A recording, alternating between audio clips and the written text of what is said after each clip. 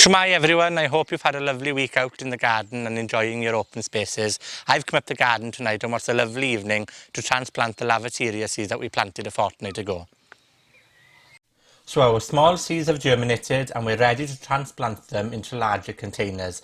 In this video, I'm going to talk you through some of the steps that I take when transplanting seedlings. We will need a pencil, some compost and larger containers to transfer our seedlings into. An important point before we start is not to be afraid of this step. It's so exciting and rewarding. So one quick tip when we're transferring our plants is to grab them by the leaf rather than the stem, because the stem can be rather delicate and break. If we damage the leaf, it has a chance to grow back. Use the pencil as well to help you remove the plant.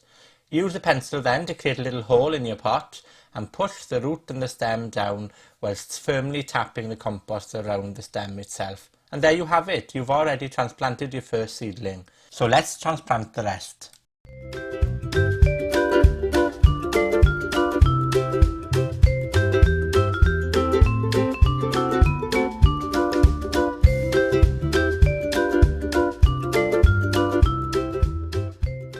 And there we have it, we've transplanted our seedlings. I like to put them into a recycled container like this, which holds a little bit of water, and then take them into the greenhouse where they can grow on further over the next few weeks, ready to plant in the garden.